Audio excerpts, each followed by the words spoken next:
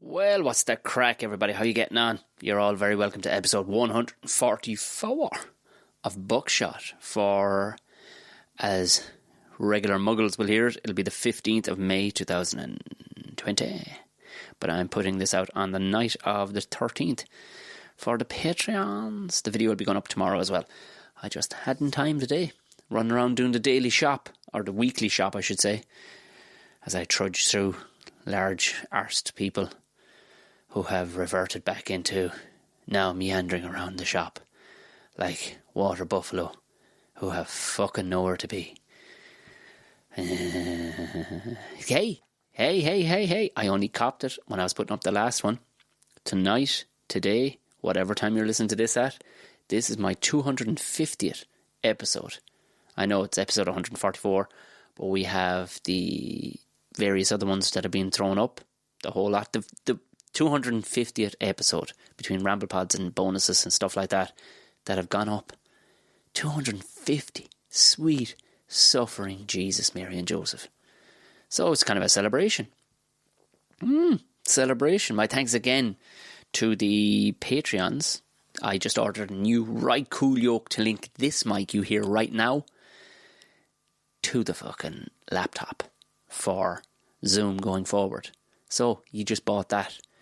You bought the headset, you're after buying that, and I got some, new lighting setup and new webcam on the way. Jesus Christ, lads, I'll never have to leave the house again. Yes, I fucking will. That stuff will be all fucking absolutely mothballed. As soon as they let us out of the house. To be fair, it is handy. When you have the right gear, it's handy. And I'm getting there. We're getting there. It's all thanks to the lovely people that go over to Patreon and sling it a couple of dollars every month. So if you do feel like contributing, much appreciated. It'd be great. It's in the show notes if you want. I say this every fucking week and it sounds like a begging letter, but look, it is what it is. It's the only thing that keeps this show going. There's a bit off the advertising, but let's get real. You know. Who's buying fucking Ford Rangers? They put an ad on the other day for a Ford Ranger. Who the I mean, I'd love one, but who's buying a Ford Ranger right now? Almost nobody. I'm going to do another live Royal Ramble this Sunday. I'm just trying to find the time. See, with a child around the house, it do take up a fair bit of business. And I'm just trying to edit these fucking videos as well of past guests and all the rest of it, which will be going up purely for the Patreons as well. That'll be going up there. The video from PJ is up there. The video from me doing outdoors. I did a ramble pod out. A lot of people commented on it going, fair play. Enjoyed that now, because it was nice and clear. You see, the lighting is good, because the lighting inside the house, well, it's a lovely house. It's as dark as a fucking bag when you go to try and film anything. So hence the reason for the lighting, and hence the reason for the decent camera. But I enjoyed it now. I enjoyed it. The noise of the fucking silage down the road and the lawnmower starting right next door didn't come in too much. You could hear the birds tweeting a small bit, but sure, look at ambience, and you didn't have to pay for it. So that's all good news, isn't it? Bits and bobs coming all over the place. So that's that's where my life has been. Don't worry, I'll have another ramble pod out next week, all right. But I am going to do one. So as you hear this on Friday, I'm going to do one over on Get Vocal, but that's kind of purely for the Patreons to jump in that which way. What fucking language am I speaking? I mean, anybody can jump in there right now, but I will preference, realistically, Patreons. You know what I mean? When I know you're a Patreon and all the rest of that. Because you can jump in there and you can actually jump up on screen and chat to me. And quality will be up this weekend, because I will not hit record while Gordo is recording on his end. Yeah, like a dozy bollocks. So we'll run it through his absolute fucking CIA setup that he has over there. He'll probably get fucking pulled for me doing. He just recorded, I don't know if anybody's following, he just recorded one. I listened in because I'm a Patreon to his one with John McAfee, that mad bastard. You know, your man who, Mr. John McAfee. He's a billionaire, like. He's a fucking multi-billionaire. He's a lunatic. He sounds like Thanos. He sounds rougher than Thanos. He smokes that many fags, I'd say. Jesus. But, yeah. How the fuck do you land that fella? How do you land him for an interview in some undisclosed, hidden... I mean, if any fella's going to be able to hide himself, it's a fella who invented, website security and sold it for $8 billion nearly. Oh, my Jesus. So, He's going to run it through that. That'll be Sunday night, 8 p.m. I'm going to do one about school days. Everybody's got good stories about their school days. I've got a couple of strange ones on the go that I just started rummaging around in my head going, Jesus Christ, what kind of woollyback territory did I grow up in? And what sort of bunch of fucking wild woolybacks were we? Do you know? Woollyback is one of my favourite phrases, and I haven't used it in years. It's a Cork phrase for cultures. Woollyback. What a great phrase. Oh, fucking I love that. That's going in the book for a while. I'm going to use that more often and introduce people to that. That's a good phrase. Woollyback, boy. So that'll be Sunday night. I'll put the links up everywhere. So follow me either on Facebook, Twitter, or what's the other one? YouTube. It will go out on Instagram. They've got their own thing going on at the minute. I may set up the phone to go, fuck it. Everybody's got all three. You know what I mean? Everybody's got all three. You can find me somewhere or become a Patreon and jump on, come have a chat. Last week was good fucking crack. We had Eddie Durkin from Martin Maloney, as his actual name is. He jumped in. He was in a pub in fucking Sweden. We were talking about drinking. It started to roll into some shit about fucking Corona, which, you know, we stamped out as quick as we could because that's not the fucking crack. And also, I'll be recording another Harden Up podcast this Friday with Owen. So I'm going to put that out probably Sunday or Monday. Owen Colgan, that is. So if you don't follow, if this is your first time listening and you don't follow Harden Up podcast, get on it. What are you doing with your life? It's good fucking crack. There's like 8 or 9 episodes up there already. It's myself and Owen. We pretty much have been over the internet because he's living over the far side of the Ireland. Jesus, easy knowing it's late at night. So we would have been zooming anyway, regardless. But everything's picking up nicely now because we're getting better gear. The whole lot. The videos of that will be going up. And yes, I paid for. I know they said, you know, you can do the whatchamacallit and all the rest for free. It's a little fucking jumpy. It's a little jumpy when you're to go over the half an hour mark. They say, oh yeah, Zoom, work away, let's work away. But it gets a little fucking scraggy. So I have purchased the professional one. And lo and behold, it's clean as a whistle. You know what I mean? And you can't blame it for that. Just rattle the cage a small bit, like. You can't blame it for that. So, look it. Thank you once again, Patreons, for helping out in that one. It's all about improving the service, lads. It's all about putting it back in, you know. You put it back in is what you'll get back out of it. So that's the usual crack. Follow me on all usual platforms anyway, because why aren't you? I put up shit like me looking like a bee, me cooking shit, me possibly getting quite drunk in the middle of the afternoon on a Saturday. Who doesn't want to see that? You know, who doesn't want to see that stuff?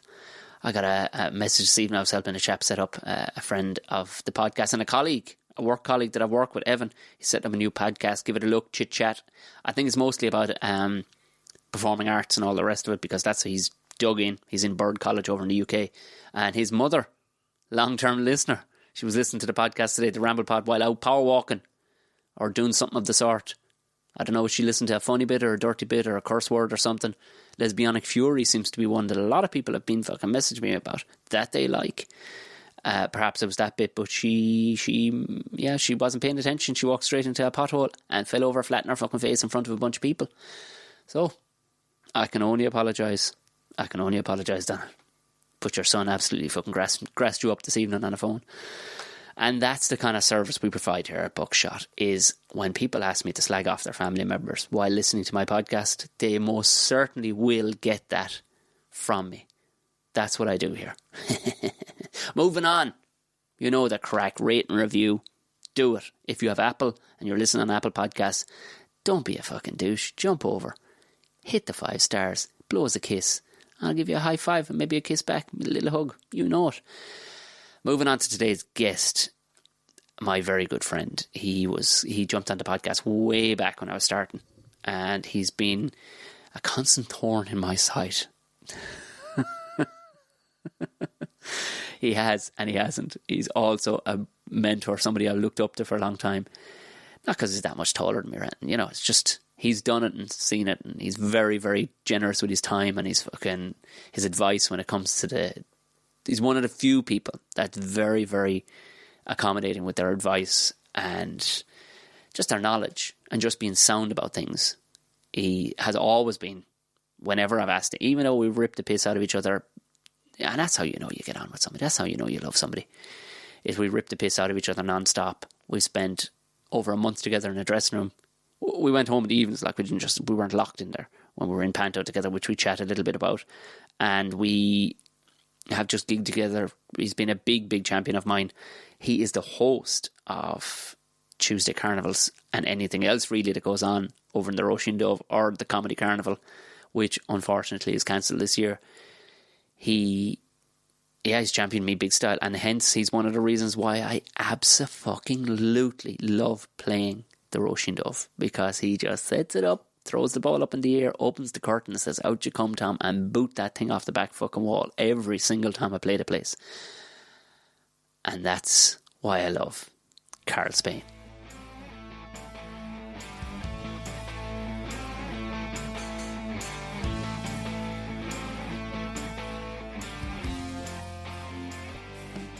Welcome to the podcast anyway, Karl Spain. You're back. Would you believe it? This is the 250th episode. Oh, excellent. It should be welcome back to the podcast, Tom. I've been on it before. Did I not say welcome back? That was a break in the signal there. All right, yeah. Well, it's great to be back. It's a joy. It was tough finding your place. You're very proud of your stove. You use it in all your calls. I don't know what other. This is a thing I've never thought of being conscious about before, having to stand in certain parts of the house to go, do I want that window in? Do I want, there's a freezer there. Oh, Jesus Christ. So this is the one, it's at the kitchen table is right here. So the stove, you're only saying that because Joe Caulfield commented how nice it was the other night. Well, it was, yeah, but I've seen it a few times now, but it's good. And good, you have the fire safety blanket there. That's always important. This will be out as an audio medium, so this will all be won't be worthwhile. But you could use the screen, social media, to promote it. But yeah, no, the one I've had is not. Rachel is up working upstairs in what we call the office, which is the unused spare bedroom. Yeah, that is converted into an office, and there's a little wardrobe. But because there's like so much bedding and mattresses kind of folded away, stuffed in, the door never properly closes. So anytime I do anything up there, people go, oh, you can even close the wardrobe. So I'd have to pull out everything. Is it one of those wardrobes that even if like the very thought of going at it is like, that's 45 minutes easily, yeah. It's just big and bulky stuff. That's the point. It's just like, what am I doing this for, Do you know what? Straight out the gate, how's your podcast going?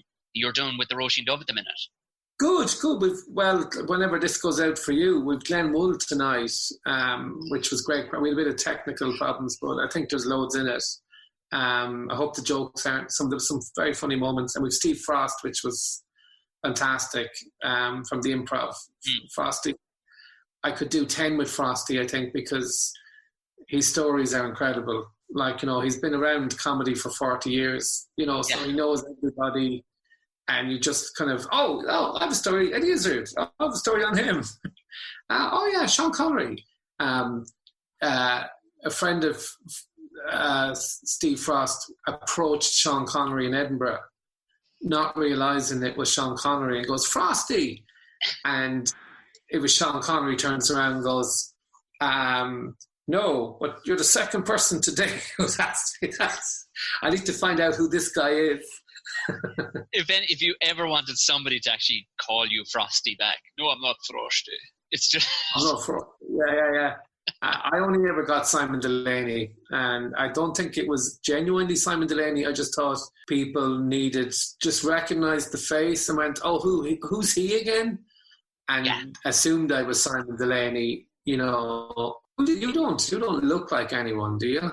I rarely get it. No, it's the most random people will message me going, I met this fella on holidays. He works and he sells sunglasses down at the beach. Look at him. And he'll look vaguely like me. That's what I get. Yeah, I wonder if we got super famous, then you'd find your doppelgangers. That's what you have to do. I wonder if I got really super, super famous, would Simon Delaney use me as a career, as a Karl Spain lookalike? But then he wouldn't look like me, would he? I'd have got so much work done.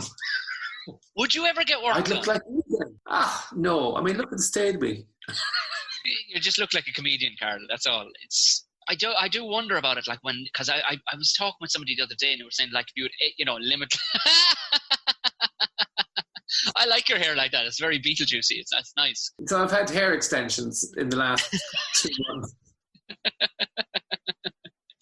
Would you ever bother with the plugs? Because they sounded sore and expensive and they mightn't work. Damo Clark's ones I don't think took. Well, Damo always wears a hat, so it was always. It was a weird one. I don't know. I don't care enough. I think it's for other people. Do you know what I mean?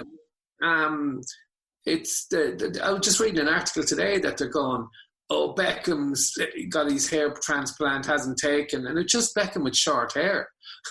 He'd had a COVID cut, so he's very little hair, and you go, oh, look at him, and you go, yeah, the guy's in his mid-40s, and he's still, there seems to be hair on every part of the head, whether it's transplant or whatever. But no, maybe I'd get a pair of breasts, my breasts enlarged. That's the dream we all have, isn't it? Or a penis reduction. That's all. Yeah. I was wondering when that was going to come in. All right. Yeah. Yeah, I can't ever imagine myself, because I have a cousin and he got his ears pinned back in his 20s. And because it's in his 20s, like we took the piss out of him straight away because they didn't work. His ears basically are just, they're pinned back where he got it pinned back, but the rest is just screaming to get out. So he just has these C-shaped ears looking at you. And I was like, why? I was like, fuck it, my whole life, being called fucking Sam Maguire and whatnot. I was like, yeah, but you're that guy. Own it. Yeah, there was a guy I knew 20 years ago who got his ears pinned back. But then every time I didn't know he got it done. I used to find it weird. You'd look at him and you couldn't see his ears. At all. So if you looked him face on, that guy's got no ears. It's like a fish. You'd see, there's girls I know, I know I'm thinking of now. I was thinking growing up, there was a girl I knew and she had odd ears. I mean, she was a very attractive girl, but you'd rarely see it. Sometimes her hair would go back and you go, oh, Jesus, yeah. But she had her hair done like that. Right. To hide her ear. But I mean, I'd stay going, oh, she's a lovely girl. I don't think it would have bothered me. Maybe she's looking for a higher standard. But yeah, I don't know. I mean, I think if you damaged your face and for some accident, I'd get, plastic surgery then is totally. But if someone wants to do it, do it. But when people do too much, I always feel that's it. You see Hollywood stars in their 70s, and it's just, yeah, it's great, this new film, this new film set in the 18th century, and you go, really? I was proud of Paul McCartney when he just stopped dyeing his hair. I was thinking, come on, he just let himself go grey. Like Marty Whelan. That was like Marty Whelan. Is that what you said? Yeah. Is there a break? How's the line? Is it all right? It seems all right. Yeah. But Paul McCartney I was talking about, and you just said like Marty Whelan. I said just like Marty Whelan, yeah. I mean, they're kindred spirits. Oh, right. I didn't know. Did Marty just stop dyeing his hair? I don't know. But with your facial hair, again, this will be lost in the audio, it looks like you're dyeing your moustache and letting the beard go grey. This is the weirdest thing. The amount of people that have asked me over the last 2 weeks, was I dyeing like the bottom half of my moustache? Like in the heights of a pandemic, this is the thing I find the time to do. Like, is to fucking dye my moustache. Yes, of course I am. Yeah. Yeah, I had a beard. My beard goes grey now. It's gradually going greyer. I go grey at the sides, but every time there's bits of grey hairs there, you probably can see them. But every time I get a haircut, they disappear. And that's been the case for, I'd say, 10 years. That's normally what happens in a haircut, Karl. The hair goes away. It's gone grey for 10 years. It hasn't really spread to the rest of the head. Oh. You know what I mean? So I've had grey hairs and then get a haircut to disappear. And I keep thinking, oh, this is the start of it now. But the beard has gone very grey. So when I had the beard last week, I looked like Saul Berenson from Homeland. I was out for a walk and I even felt I'm taking on the Saul Berenson walk. Yeah. You finding yourself just wanting to get involved in politics and just make calls to fucking Israelis and whatnot. Yeah. I've been trying to make Rachel dye her hair blonde and embrace her mental illness. And we could go around his homeland. To anybody who hasn't seen Homeland, that's exactly what it is. It's essentially just an older Jewish dude asking his employee to fucking embrace her mental illness. Well, she's blonde hair. Yeah, she's bipolar or whatever she has. I miss it. I watched it. Did you watch it? Are you a fan? No? Oh, yeah. The last episode does not disappoint. No, I thought it was an excellent ending. I really did. I thought it was, I thought I was all prepared to be disappointed. I remember Lost being a huge disappointment. The problem with Lost for me was I was about a season in and I was late to the game and people had said exactly that. They were like, oh, it's such a disappointment. And that just took the wind out of my fucking sails when I can't continue on with this farce. Yeah, I used to describe it as like a relationship when you're younger, Lost, because it started. Oh, it's all exciting. It's sexy. What about the polar bears? Shh, don't ask questions about things you don't. And then it ends vicious when you go, oh my God, I've just wasted the last 5 years of my life on that. Did the big lad ever lose any weight at all? That was troubling. Yeah, that was a weird one, wasn't it? If it had been a genuine plane crash, I think they'd have been looking at him after a few weeks going, hey, anyone remember that? Yeah, you were going rugby team? My first thoughts as well. He could, if we had refrigeration, he could save us.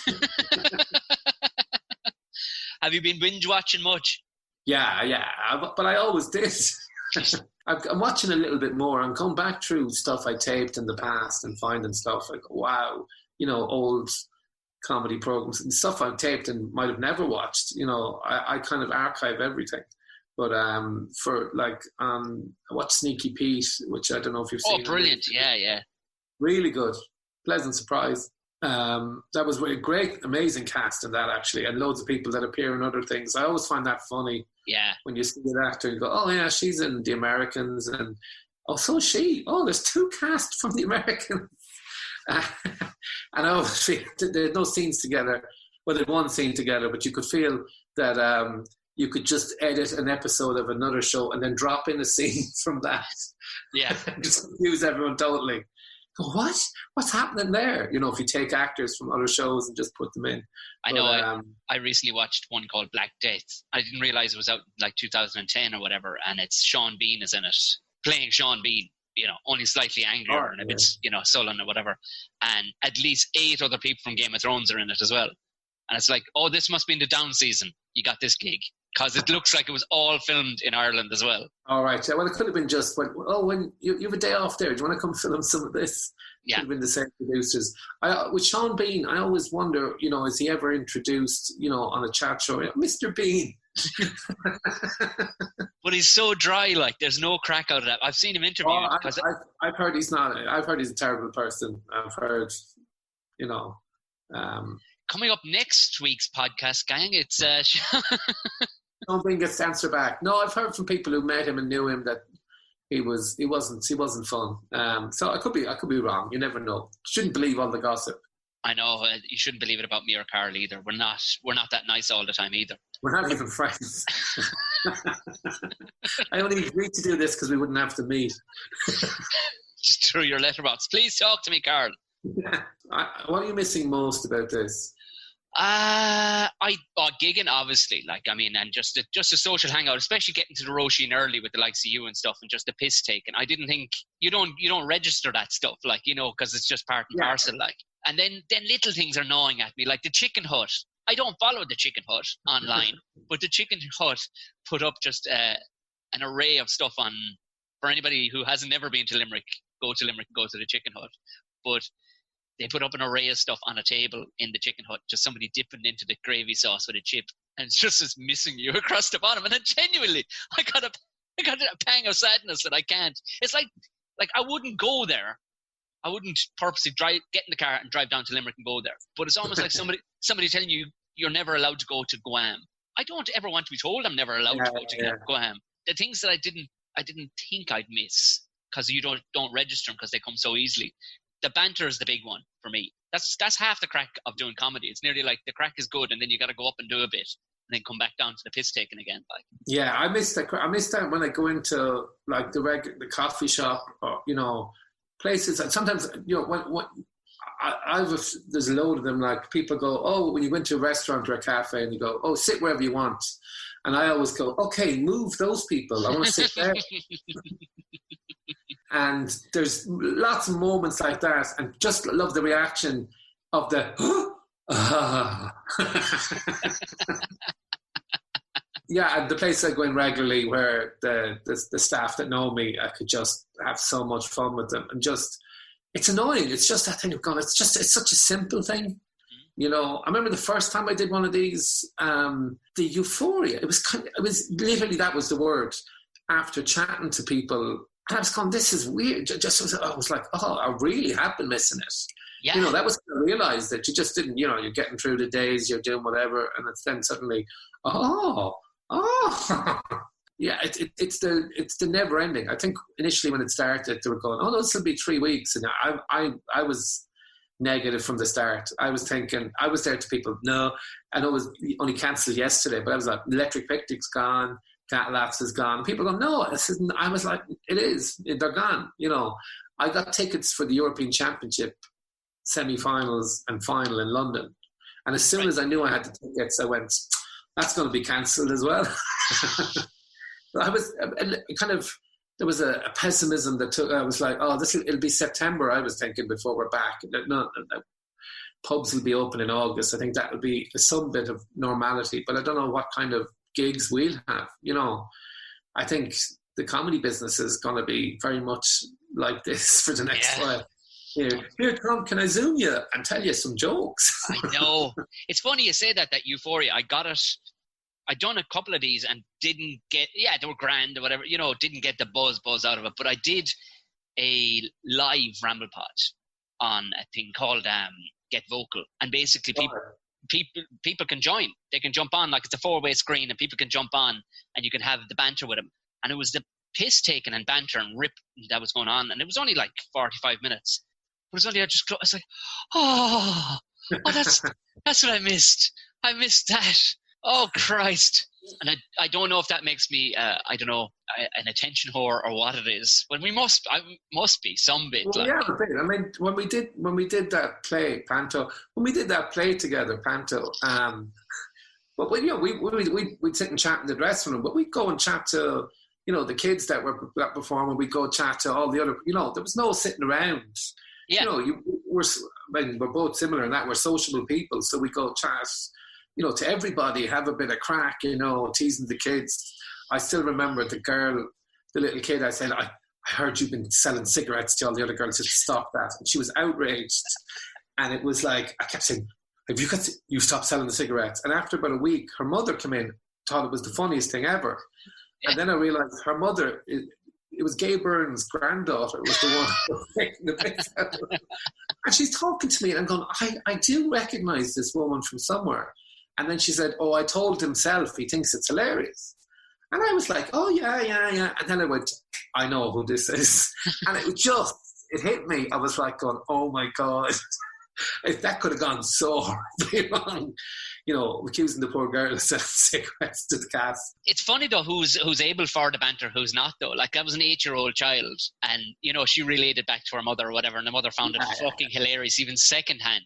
But as we found, like in the panto environment, like there's some people who are just so in the zone of what they do that they definitely don't have your gene anyway. That's for sure. Of the piss taking. Yeah, there was. Well, there was there was moments when you go afterwards going, oh, Karl, you shouldn't have said that. But I think I built up a lot of goodwill with giving people lifts. That's your currency. Hey, I'll get you stuff from the shop. No, it's when Robert pulled me aside for being homophobic, which I didn't think I was. Do you remember that incident? Oh my God, yes. When our lead character forgot when I said, see, that's why gay people shouldn't be allowed to marry. And I meant it, as a throwaway. And then I thought Robert was taking the piss afterwards. And actually when I said it, I went to apologise. I said, he was fine. John was fine. Said, "Oh, geez, don't worry about it. No, I knew you were joking," but apparently it showed on his face when I said it. But yeah, it was a different environment. Whereas in the stand-up world, that would have been probably passed without comment. To be fair, that was pretty good too. It probably would have gotten a round of applause. That was pretty good, you know. Yeah. But the stuff I loved was the stagehands. Oh yeah, they were brilliant. Like the game shows they used to create this in the wings with a full house of 1,000 people, like, and they're creating game shows as we're coming in and out of the wings. The opening of Act 2, when I have to open the paper, they used to stick in stuff, nothing too bad in fairness, but I'd open the paper and be going, oh. But the day they got me was the time. Do you remember, I don't know if you probably saw it afterwards. They had the giant cardboard box. And because we had the faces of previous people who've been in the panto, like Keith Tuffy and Twink and Kamal, they cut holes, and someone had got into the box upside down and started popping up. And written on the side of the box was "Whack a Twink." So you can see, it's because I was meant to bring a sweeping brush to the side and just put it off. But every day I just throw it into the sides. I wouldn't aim to hit anyone, obviously. So they said, "All right, you're going to do that? Yeah, well, let's just..." And every day they'd have something for me. But that day I lost it. So I come back and you're on the stage and Avian Garrity's on the stage. And it's my line, whatever. Avian says something and it's my line. I'm like, and she could see I was gone. Because I tried to make her laugh every day and she'd smile sometimes, but she'd always hold it together. And she could see I was gone. And she just, I could see her loving it. And you were just there going, "Oh, he's gone. But in fairness, the audience laughed at it, which... kind of relaxed me, got me back together. But because I thought if they went, I thought, I'm dead here. I'm dead. I suppose that's the beauty of a thing like that, isn't it? Didn't we crack each other over the heads with spoons as well? That got fairly violent. That was the scene. Well, it was meant to be me meant to hit you with that old spoon trick in the mouth, and Avian was hitting me. So she's meant to be miming it. But I don't think it was that day. But one day she hit me, and I went, because I meant to go ow on the right moment. And that day I went, "Ow, really ow." But to be fair, you could hear the clack off your head to the entire auditorium, like. Yeah, because there's nothing in there. There's a big echo. That was the great fun for me in the pantos, when you do something slightly different every day or have a bit of fun. When I did it the following year, the travelling panto, there was a scene with a lip sync battle.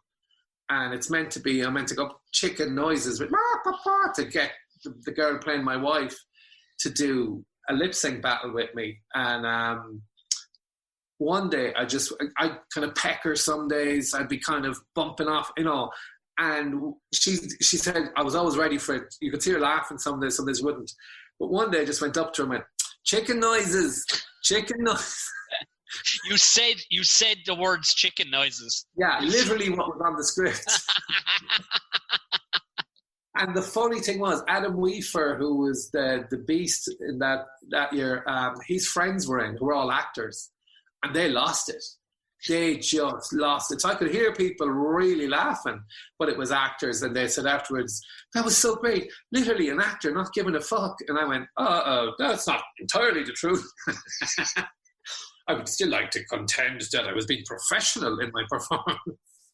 But yeah, I used to rub Adam's face and stuff, when I was doing it. Because I'd done the identical scene in Limerick, when you'd be on the other side with Leanne and then she was changing into the dress. So I'd be on the other side with the beast. But I'd just rub his face or just squeeze the back, something different, tickle his chin. And there was days, because he's wearing the mask, he's okay, and he doesn't have but I got him a couple of times where he's like, you just see the mask shaking. But there was the shows. They were such great fun. Those I hope we've pantos in December, even though I won't be going. You might be. Have you any hand in writing one this year? I don't know yet, actually. I've written a few as well, for the Olympia, which is great fun. The best part about that is I was in watching it, and it's kind of like, I think I went in late, towards the end in January, and I'm watching, I started laughing at a joke, and I went, I wrote that. I've forgotten it. Anyway, I know that sounds so arrogant in a way, but I was like, oh, that's a great gag. And I went, no wonder I like it. It was just in the, you do it like 6 weeks, whatever, earlier. You go, oh, say that. And you go, oh, yeah, it's funny. That'll work. And then 6 weeks later, you hear it on the stage and you're like, oh, that's good. Oh, God. That's, I caught myself going, that's a bit much. God, that's so funny. Oh, yeah, I wrote that. Hey, do you think Phil Collins doesn't still think of, listen to his music and go, that was fucking class. I love that bit. You probably don't. What a drum roll. What a drum roll there, man. What a drum roll. The funny thing is, I live across the road from Phil Collins. A man called Philip Collins. Seriously. I know, when I chat, he's one of the neighbours I chat to. We kind of was sad. I knew his daughter growing up, and she was telling us, her father's Philip Collins, and we were laughing. But Philip Collins went to school with Michael Jackson and Tom Jones. Seriously, no one knows that about Limerick. Can you imagine? You imagine Michael Jackson with a Limerick accent, just. It's just another part of me. It doesn't matter if you're black or white. Do you know what I mean? That might be that has to be a new character going forward, Karl. Just different famous people who happen to be actually from Limerick. We did have Richard Harris is a statue. All the statues in Limerick don't really look like the people. Like, have you seen the Richard Harris one? It's him dressed as a king holding a sword wrong. He's holding it up. He's holding it by the blade, but holding it up. The Terry Wogan one looks like Nick Cave. He does look like Nick Cave. It's the weirdest. There's some weird. It's a weird thing. The Limerick statue thing. I think they all seem to be done in a rush somehow at different times. This. Even I remember I put up a picture of the Richard Harris one. Written underneath was, I'm not sure, but I think you're doing it wrong. And the amount of people from Limerick were like, I know, for fuck's sake. Like, yeah. Would you not get an angle grinder and just spin the hand around or do something, And the danger is if someone vandalised it, people would just think it's Luke Kelly.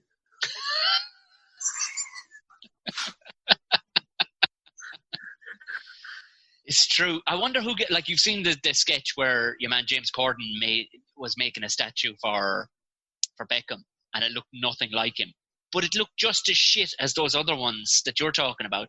And Beckham was like, "Oh, jeez!" It was a candid camera moment where I did see that. Yeah. It was just shit enough, but kind of all right enough that Beckham could have gone, jeez, don't know about that. It wasn't bad enough to make him laugh.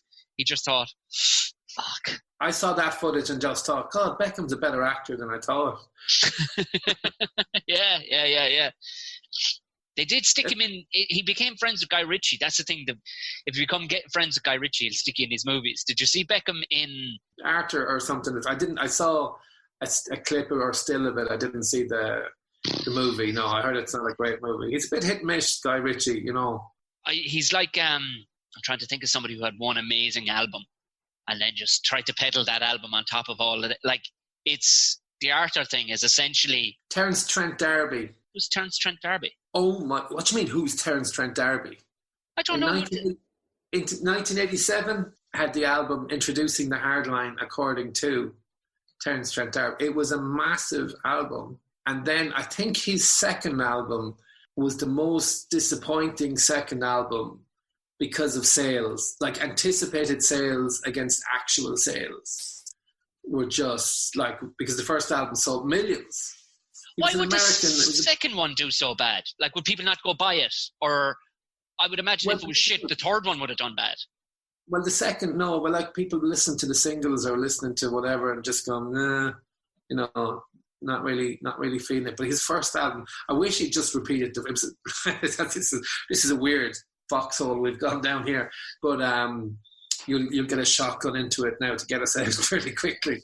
But Terence Trent D'Arby, it was literally the album that had this, these are useless facts, I remember. The other one was Arcadia, who you probably haven't heard of, but Arcadia, I have. spin-off of Duran Duran. Their sales were disappointing. I think they had one or two singles that were reasonable hits, but the album, nothing. Like, Because you're big into your music, though, aren't you? Have you watched the Netflix special with Duran Duran? It's actually pretty tasty, and those lads have gotten some good quality plastic surgery. Every one of them, like the ones you can tell, their plastic surgery is so good that you're going, is that amazing genetics? No, well, I haven't seen the thing. I would imagine John Taylor didn't. He was just too handsome anyway. Basically, too good looking. But anyone else in the band, I would accept there's possibility that they've had work done. I think Taylor, he looks like his jaw is still too good for a man of his age, if you know what I mean. It's like fucking, you could put a set square underneath there. It's immaculate. And they've all gotten a little touch done. But I think Taylor definitely got a snip around the jaw, I'd say. But it's a great for even. I didn't know I knew where they were and where they ended up, but I didn't know the bits in between. And it was just lovely and punchy. It's maybe about an hour and a half long, if even that. But you'd really enjoy it. I wonder, is it a new Netflix one? I've seen some BBC ones. There was a kind of a few out a couple of years ago. So yeah, I know the story, Tom. I don't need to. You're still going to watch it, though. You're still going to watch it. Yeah. Record it and archive it and put it away and come back to it in the next fucking pandemic. But yeah, I like watching the thing when that's the great thing about Netflix or Amazon Prime is the next episode just runs on. I feel like you're watching a 40-hour film. Especially like, if you discover a series like Sneaky Pete, which is 30 episodes, you just go, oh, I'm going to finish this week. Like, I'm on to season 3 already. I think we'll have exhausted all of our bullshitty kind of... bullshit is the wrong word, but like our extracurricular fuzzy stuff. Like as soon as they properly drop the gates and go, are you just going to fucking gig 7 nights a week or stay... You know what I mean? Like, because I just want to fucking run out. I think I'll spend... if we were told, all right, I think I'd be out of the house a lot more. Yeah, I would have beforehand. But I used to love days like this, a day or two when you just stay at home. You don't really have to pop out. Like I'd pop out for like my lunch or something like that. That's the weird thing is having 3 meals a day at home. That's unheard of in this house. Like, sometimes I'd go, I haven't had breakfast. Do you know what? I'll have an early lunch. And they'll even say to me in the coffee shop, going, oh, you're in early. And I go, yeah, well, so what? You're getting my money quicker, aren't you? What's your go-to thing driving then? So are you a podcast man or tunes? I more football podcasts would be what I'd listen to. And I've stopped listening to them now. I've listened to maybe 2 in the last couple of months. I'm just like, well, obviously there's no football on. And they're still good. The ones I've listened to have been very good. But I'm not in the car. I'm just the car. The only realization I had the car was we had a power cut one morning for about half an hour. I actually woke Rachel up to make sure she was awake for the power cut. But I realised my phone wasn't charged. And I went, oh, what happened? Oh, what happened there? And then I realised, I have the car. I can charge it in the car if we've no power for whatever length of time. And that's what I was thinking. Oh, thank God I have a car. So I was thinking my car was basically a mobile phone or iPad charger that I could choose for the next while if we didn't get the power back. Then we got the power back. I went, oh, it's back. And she went, can I go back to sleep now? How does a fella from Limerick become a huge football fan and avoid rugby? It's just, my family, my father was a referee, association football referee, soccer, and we were all mad about it in the house. I played a little bit of rugby. The slightly embarrassing story was I went out training with Bohemians. My cousins had played a little bit. My uncle played with Bohemians in Limerick. Elbows there now. And I was out training one day and I learnt about the handoff rule. Right. And I was like, that boy has punched me in the face. He went, no, it was a handoff. But you're allowed to do that? And they were like, yeah. I says, well, I think rugby's not for me. Not the face. Not the face. You know, I loved. We played it in the back garden and stuff like that. You know, with different rules sometimes. We had a big back garden growing up, and we goalposts in the back garden, soccer goalposts, metal goalposts. So like the whole road would be in our back garden playing football when we were kids. And the match continued until my brother's team won. You mentioned him earlier, John. He was the lead the year we were in the Panto, and this will tell you my naivety of things and not knowing about anything artistic or whatever. And I remember he was sitting beside me, and I hadn't actually spoken to him. We were maybe rehearsing maybe 2 days, and I hadn't spoken to the man at all. I'd only seen him in actor beast form. You know, he was like, hello. You know, he came in and he was sitting down beside me on the ground with our backs to the wall. And I knew he was originally from Limerick, and I was looking at the size of the man's calves. Like, his calves were colossal, and he was built like a god. Like, he was 6 foot and unbelievable frame.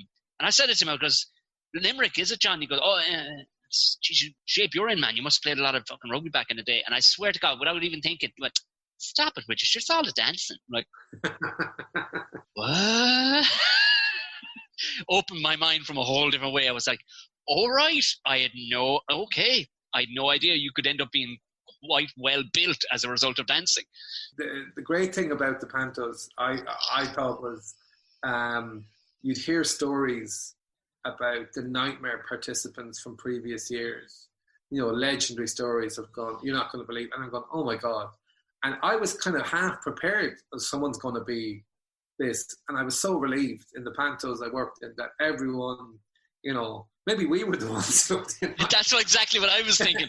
The common denominator being that we were in them. Yeah, well, if it's not them, it must be you. But I genuinely, I loved the crack and you know, the hanging out bits. You know, some of the rehearsals could be a bit tedious. All right, you go on, especially when the year I didn't do it with you the second year. I'm literally playing the same part.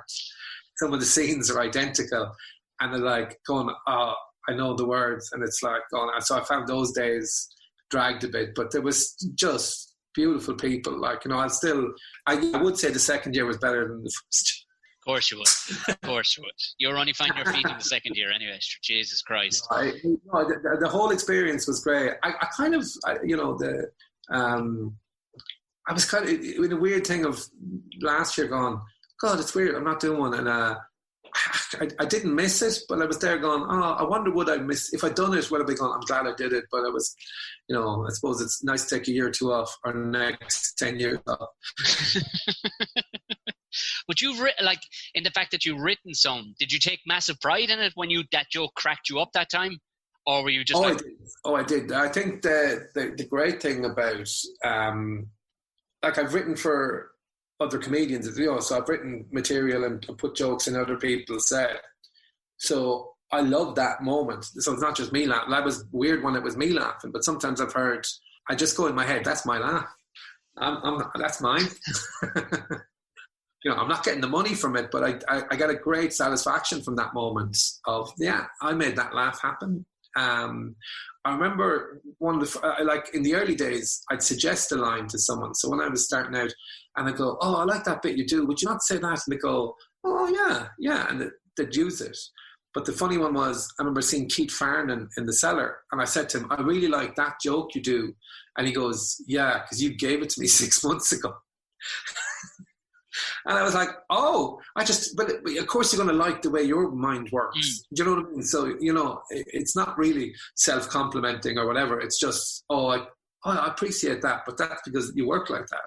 So sometimes, like, the comics, the one that I think is brilliant, and the reason I think he's brilliant was Chris Kent.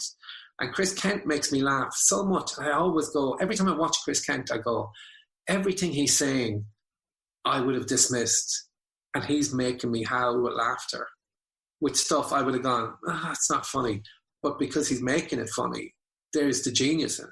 Yeah. And I always find it amazing. I'll see him and he'll say something and I'm going, I would never get a laugh out of that. You know, and not even if I try to deliver it like him, if I try, you know, I think, if actually, even though I know some of his material has been stolen, but the point is, I would think he's the one I could never steal from Chris Kent. Do you know, I just go, oh, you know, you go, what are you saying? You know, but I think there's something, the magic in that, in his writing and in his performance, that just makes me laugh. And I go, it's so unique to him. And I think that's a great thing when a comedian finds their own voice and their own angle. I think I don't know if he ever used them. maybe I'm just laughing at myself the whole time. Oh, he's really funny. Yeah. Well, I suppose it is it's the secret, I suppose, isn't it? If you're willing to lean so heavily into it, you know, like Chris does, like he could be talking about peeling carrots, and he'll find something in that, and you'll nearly go, and then the smile starts to come on your face. You're like, well, clearly it's fucking funny. Yeah. How did I not notice that was funny before? It's not like a punch to the chin kind of funny. It's that, oh, you cute bastard, because he's leaning into it. And that's nearly that's what an audience, I've found, and I suppose been studying and watching and, you know, and all the rest. So I realized that, if the comedian completely sells it to you and believes it, but you know what? It's probably pretty good. Yeah. The comics I loved watching, you know, when I started, I'd watch everybody. Now I find it hard. I can't shut up is one of the problems. You know, if I'm watching someone doing a gig, I'll be at the back. There'll be a little bit of here's another comment on that. But I used to love watching gags. So like a Milton Jones, Gary Delaney, Tim Vine, these clever gags, one-liners, gags that you could take and go, you know, tell your friends, not necessarily doing another show.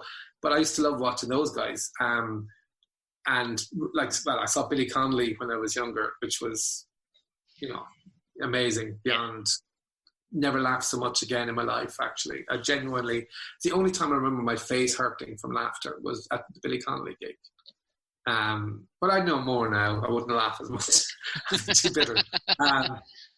But we're back to writing stuff. I used to find it a great challenge, a great thing to, you know, give a joke to a different style of comic. So if someone is extremely camp and high energy, you go, right, what joke would work for them? I've ad-lib jokes on stage that I've thought, that's not mine. I'm going to give that works better for that person. I remember I wrote for the IFTAs, and I can't remember the correct wording of the joke, but I wrote a joke about cardboard gangsters. So it's your man John Connors, the Traveller actor. And the joke was, you know, the Cardboard Gangsters was made for very little money, but he did insist on having his own trailer. And who was the host that was going to have to deliver that? Deirdre O'Kane delivered it. But the best thing was the camera was on him, and he roared laughing like you just did.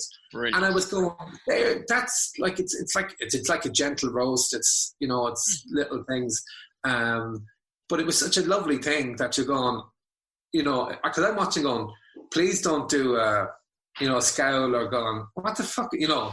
And he just laughed, and I was like, perfect. The intent was to make him laugh, you know. And the other one, I don't know if it made the thing, was Amy Huberman, the green light of Irish entertainment, which I thought was very, like, Amy could literally, I think, you know, it's one of those, like, Amy, I'm thinking I want to present the Sunday game. Okay. Yeah, we get more women watching. You know anything about you? It's not important, Amy. In the moment, you know, you'd be there in the night and sometimes trying to come up with another joke of what's happened or what's been said by people presenting or accepting. You know, there was some lovely moments in that. The weird thing is you're there with the guy doing the auto cue, Red Dog, and there's like four of us in the tiny but the amount of people that came off the wrong way, which was... So Andrew Scott, he went, oh, I've come the wrong way. I went off and said, oh, I've met Andrew Scott now. Or that big guy from Vikings who went on to be in Taken, the TV series, playing the Liam Neeson type character. Oh, he's literally one of the most handsome men you'll ever see. Like, you know. Yeah, he said, that was funny. He said the IFTAs. He didn't call them the IFTAs. That makes it sound much more agricultural, doesn't it? Like, yeah, and then we said, Deirdre, And Deirdre goes, "Oh, the IFTAs are flying off the shelves."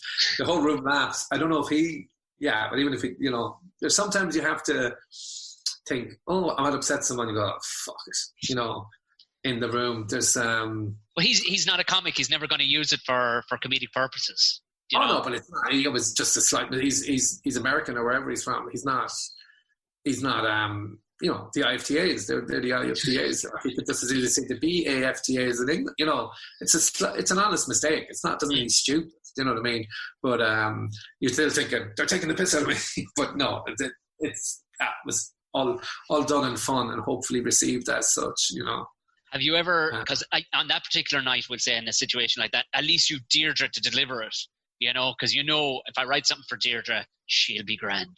She'll deliver it well. Mm-hmm. Have you ever written something or gone? Because I know for a fact you must have looked at Irish shows and gone, "Would you just fucking ring me and stop with these terrible, shitty jokes?" Oh, I used to get so annoyed watching different programs. Certain programs go out and I go, "Oh, Jesus Christ, you filmed the first draft of this, did you?" And that can be a frustration. I get annoyed. Sometimes I'd stop watching programs because what are you doing? The one Brendan O'Connor used to do, I don't know, did he write them himself? When he used to do the little monologue at the start every week. He didn't write them himself. I was like, you didn't write them before. I was like, how did these make it past the edit?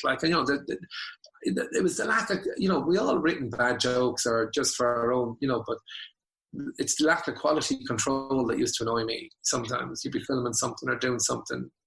What I heard from a reliable source that in that particular instance, the jokes were written and they would come back going, "Okay, so there's 10 lines there. Can you get the same humor? We'll get it down into maybe 4 lines because Brendan's not a comedian." Yeah. And it's like, "No, I can't." "Well, you're going to have to do something because he ain't reading 10 lines." Yeah. Oh, Jesus, right, okay. And then, so it would just this bastardized version of what they originally planned would go to air. Well, yeah, the one that happened to me like that I didn't record then was about 10 years ago. There was a show and they wanted me to write a comedy piece on how it's a man's right to watch football in the pub. And I went, "Well, I don't. I prefer to watch it at home. And I don't drink." And I said, "I can write something about how football is my religion." I used to have this argument when I lived with girls in college. "Why do you need to watch Coronation Street? The Champions League. It's where I worship. It's like my religion. There's songs, So I was thinking of making this work. And the opening bit was of it. Sometimes you need to get out of the house and you pour milk down the sink. And it's like, "Darling, we need milk," And you'll often see men crying in a garage forecourt before they go home. That kind of was the opening bit, and it's just about men need to be out sometimes just to get away from responsibilities, in their own little space. And I've written the thing, I've written out. It was okay. I wasn't entirely chuffed with it. I said, "This will actually do. This is good. Good is all it was, right?" But I sent it to them, and then they sent me back. They changed everything. They reworded everything. They'd missed jokes. They'd done half a joke. They'd done like a line that was a setup and then not the punchline. So it made no sense. But the perfect example at the start opens with Karl pouring milk down the sink. "Sometimes I just get out of the house." And I'm like going, "But this isn't the most common, milk down the sink is a kind of..." No one, I was kind of saying it as a joke, that you pour milk. I don't know if anyone's ever done that, if it's a thing. It literally made no sense. So it's like, sometimes you need to get out of the house. "Well, why are you pouring milk down this?" All I could think was the initial thing, you're just going to confuse everybody with the first thing. And then you're watching going, the person sending it back to me, all they were thinking about was, "Oh, I need visuals." So they were going to be doing the milk going down the sink and, they were putting all this into it. I'm going, "You're just not getting anything I've done." And I just went, I just never replied and never heard from them again. But some of the stuff I saw on that, I don't want to say what show it was, some of the stuff I saw on that show from colleagues of ours was horrific. Like, I'm just going, "What are you doing?" Like, guys running up a couple of steps, then coming down a couple of steps and saying a line and going, "Why did they go up the steps?" It's obviously someone said, "Just go up and then come down." And it's like, that's what used to infuriate me. Like, I'd be going, "What the fuck are you doing?"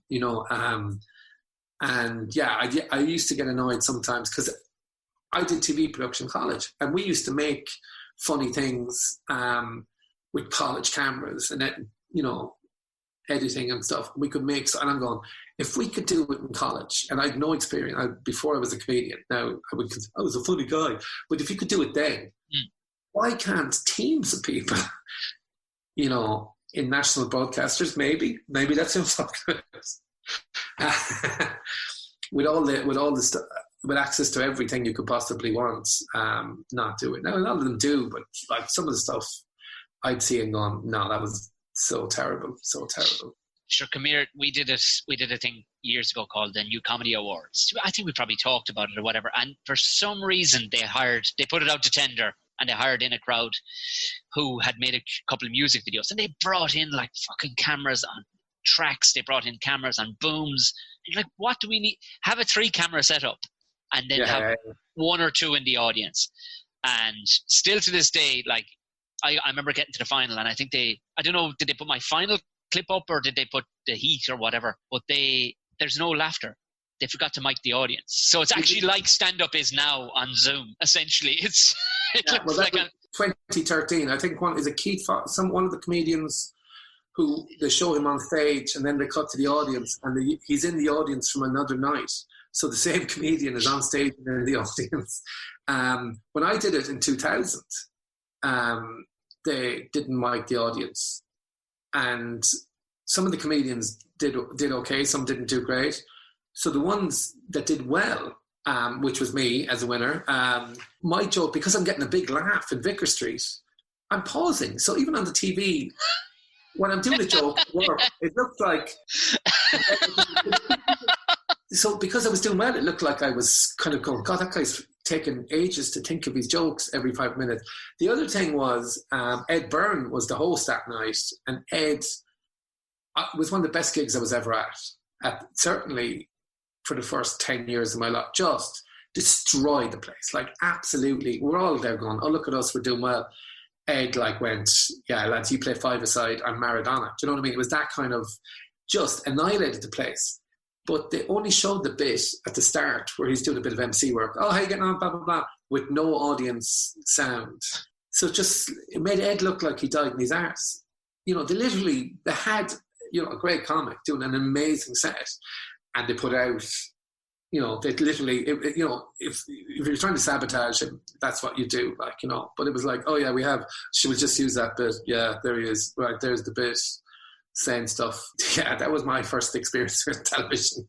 And they learned nothing from that then. In 2013, they did the same thing. But moving on nicely, nice segue into your latest bit of TV show. That one came out pretty well, didn't it? Laughter in the Air. It did. I was delighted with it, actually. Yeah, I wasn't meant to be presented. Anna Clifford was a great choice, and there was someone else earmarked, and then they couldn't do it. And I was like, we're thinking, who else? And I was like, the classic, not realising, Karl, you have a career here. So it's like, and then someone, will you just do it? And went, okay. I was like, oh, I hadn't really thought. I thought it should be too young, youngish anyway, bright, new happy faces. So Anna beside me made me look like some Russian criminal, with my, yes, she wants me for love, and her family are relatively safe, and others safe because my people are looking after them. But yeah, it was, and Anna shone she was brilliant. But the whole show, it made Galway look amazing. It was such a great experience. That festival is our carnival branding. It was, the weather was, even October, it was gorgeous weather. Galway was a big part of that. And Galway looked great. And, you certainly had a great gig, Tom, and the one I saw from TV. You were brilliant, Tom. Oh, thanks for saying that, Karl. Thanks very much. Let's look at the clip. Oh, no, that's mine. So this will go out on Friday morning. So it'll be today being the 12th. So I suppose it'll go out the 15th. What's coming up? Is it over the weekend? You have another carnival? We're doing, well, there's one going out tonight. Every Tuesday we're doing one. The next week there's a couple in the bag already. But on Saturday night we're part of the 24-hour World Comedy Festival. So with the Irish section. Are you going to host that bit? Like, so it goes hour to hour, is it? And moves on to the next country. So it starts Friday, 8 p.m. Irish time, I think, in America. And we're 8 p.m. Greenwich Mean Time from Galway. So we Phil Nichol, John Colleary and Tanya Lee Davis. I forgot to say the criminally underrated John Colleary. That's his full title. Is that it? Yeah. So it's going to be a phenomenal show.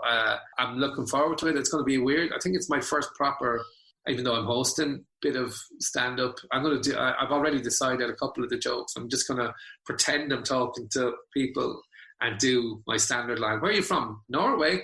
Drop the R. No way. Where are you from? Brazil? Where are you from? Brazil? Brazilian? We're in lockdown. No one's seen a Brazilian for years. So it's a bit of pretend scene at the start that'll get me going, and then a couple of gags or whatever like that. But yeah, I think there's less pressure as the MC to it. I hope that's my usual tactic. Well, it was when I started, was that thing of you just jump out and see what happens. You jump out and see what happens, and then if it's going badly, you go, anyway, here's your first act.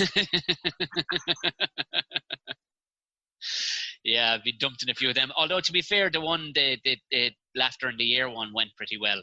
It went far better than I was expecting. And signs were not good because I was going on first and I was running over. And I'll never forget the woman. This will tell you how TV, it gives you a small insight into how TV, we were just asking the question, how does it not translate? How can you not see it in front of you? She was completely devoid of the fact that an atmosphere was being created in the room at the time.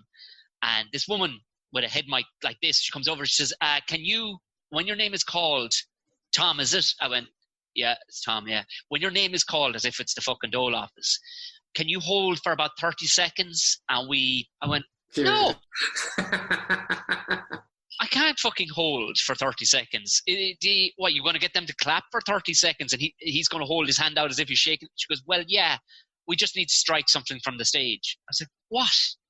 I said, it's just an additional mic stand and we need it cleared. I went, how about you have your fellow wait at the side of the stage and I'll fuck it off.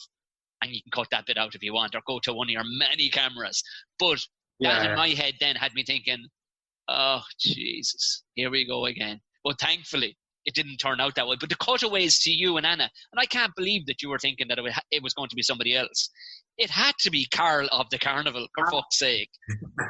Yeah, as soon as I owned Galway.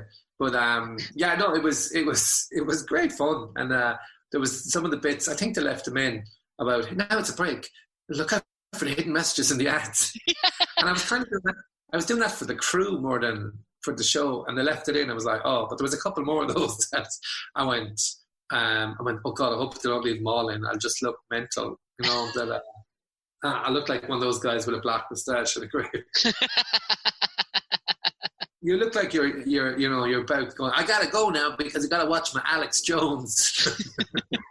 I figure I'm living like a fucking militia member here in the wilderness of fucking Wicklow. I may as well look like one. How many guns are in the house? 2. You've gone below the 1 each in that house, so. Yeah. Well, we had to take away the dog's one and the child's one. Apparently it's not, during lockdown, it's not a good thing. And Karl Spain, I consider you a mentor. I'd be very few people I would consider my peers and mentors, but you've been... Oh God, look up what the word mentor means. Moontor, is that what... both words probably come from the same origin, really, when you think about it. They are... I think we just discovered something there, Karl. Yeah. I think we just discovered... I'm sure other people knew, but we've just discovered it's possibly. Yeah. Educating, this is what Buckshot is all about. You'll get one snippet of education somewhere in the middle of it. The rest will be just fucking waffle between 2 grown men. Yeah, these are the deleted scenes from QI. Karl, it's been a pleasure. Thank you very, very much. Thank you, Tom. And I'm proud to be a mentor of someone who is so good. You made me so proud. Now, would you come and paint my fence? I'm Mr. Miyashi. Was it painted the fence or washing the fence? Wash the car, painted the fence. All right. Don't get them mixed up. Thanks a million. Take care, Tom. My thanks again to the beautiful Karl. Like I said, this Saturday night, it's going to be the World Comedy Festival online. So they're going to go through the time zones and every country is going to get an hour of some sort. And I think they're on at 8 p.m. So... if Phil Nichol, John Cleary, and who else did he say? I cannot remember. Jump on it, give it a look. You know what I mean? I think it's for a good cause. I think there definitely is a good cause involved in it. Give it a gander. It'll be good. Every Tuesday night they have comedians on, basically, to do a little podcast. It's jokey. I think they've stepped away for trying to do stand up. I think they've tried to step away from doing stand up, and it's just a bit of crack with past, people like the likes of Glenn Wool, Frosty. These are diamond people to get on. Anyway, actually, I might get on to Glenn Wool. I know that man. He's very, very nice. Yeah, might get on to him. He's a bit wild. I have a few more wild ones up the sleeve. But going forward from there, I'll talk to you all on Sunday night. Give it the 5 stars. Enjoy yourself this weekend. Drink responsibly. Wash your face.